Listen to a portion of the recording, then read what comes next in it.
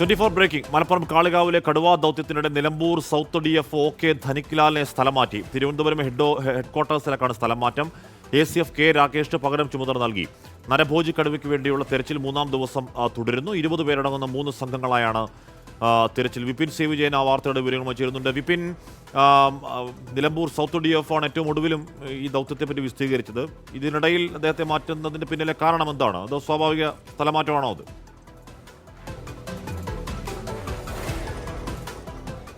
ആഷ്മി, ഇതുമായി ബന്ധപ്പെട്ടിട്ടുള്ള ഈ ഉത്തരവിൽ പറയുന്നത് മൂവാറ്റുപുഴയിൽ ഒരു വിജിലൻസ് കേസുണ്ട്. അതിൻ്റെ പ്രോസിക്യൂഷൻ നടപടികൾക്ക്, വിചാരണ നടപടികൾക്കൊക്കെ ആയിട്ടുള്ള സ്ഥലമാറ്റം എന്നുള്ളതാണ് സാങ്കേതികമായി ഉത്തരവിൽ പറയുന്നത്.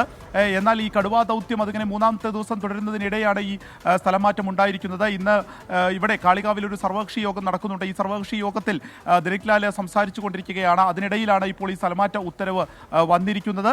ഒപ്പം തന്നെ തിരുവനന്തപുരത്തെ ഹെഡ്ക്വാർട്ടേഴ്സിലേക്കാണ് സ്ഥലം മാറ്റം. ഒപ്പം തന്നെ ACF ആയിട്ടുള്ള K രാകേഷിനാണ് ഇവിടെ ചുമതല നൽകിയിരിക്കുന്നത്, പകരം ചുമതല നൽകിയിരിക്കുന്നത്. ഈ കടുവാ ദൗത്യവുമായി ബന്ധപ്പെട്ട് ഇതിനു മുൻപ് വലിയ ആരോപണങ്ങളൊക്കെ ഉയർന്നിരുന്നു. കാരണം 2 മാസം മുൻപ് ഇതേ സ്ഥലത്ത് ആടുകളെ ഉൾപ്പെടെ കടുവ കടിച്ചു കൊല്ലുന്ന സാഹചര്യം ഉണ്ടായിരുന്നു. അന്ന് വലിയ ആളുകൾ പരാതി എത്തിയതായിരുന്നു. പക്ഷെ അതിൽ വേണ്ടത്ര നടപടിയെടുത്തില്ല എന്നുള്ളൊരു ആരോപണം ആ ഘട്ടത്തിൽ അങ്ങനെ ഉയർന്നിരുന്നു.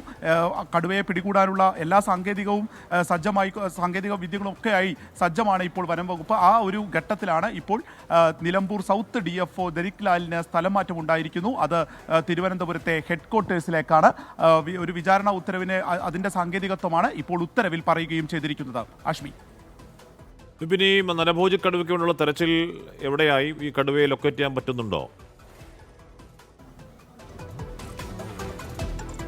20 പേരടങ്ങുന്ന 3 സംഘങ്ങളായിട്ടുള്ള തിരച്ചിൽ ഇപ്പോഴും നടക്കുകയാണ്. ഇപ്പോൾ ഇത് 2 ദിവസം കഴിഞ്ഞിരിക്കുന്നു കൃത്യമായി പറഞ്ഞാൽ. പക്ഷേ ഇപ്പോഴും ഈ സ്ഥാപിച്ചിട്ടുള്ള 50 ക്യാമറകളിൽ ഈ കടുവയുടെ ഒരു സാന്നിധ്യം പോലും കണ്ടെത്താൻ കഴിഞ്ഞിട്ടില്ല. അതിൻ്റെ കാൽപ്പാടുകൾ മാത്രമാണ് കണ്ടെത്താൻ സാധിച്ചിരിക്കുന്നത്.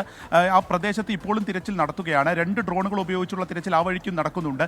ഏതെങ്കിലും ഒരു സ്ഥലത്ത് കടുവയെ ലൊക്കേറ്റ് ചെയ്യാൻ ഏറെക്കുറെ അവിടെ ഉണ്ട് എന്നുള്ളൊരു സ്ഥിരീകരണം ഉണ്ടായാൽ മാത്രമായിരിക്കും കൊണ്ടുവന്നിട്ടുള്ള കുങ്കിയാനകളെ ഉപയോഗിച്ചുള്ള ഒരു തിരച്ചിൽ എന്നുള്ളതാണ് ഇപ്പോൾ വനം വകുപ്പ് പറയുന്നത്. പക്ഷേ അവിടെ കാണുന്നതിന് വേണ്ടിയിട്ടുള്ള എല്ലാ സജ്ജീകരണങ്ങളും, അതായത് കടുവ പ്രദേശത്തേക്ക് എത്തിക്കഴിഞ്ഞാൽ കാണുന്നതിനുള്ള എല്ലാ സജ്ജീകരണങ്ങളും ഒരുക്കിയിട്ടുണ്ട് എന്നും വനം വകുപ്പ് അവകാശപ്പെടുന്നു.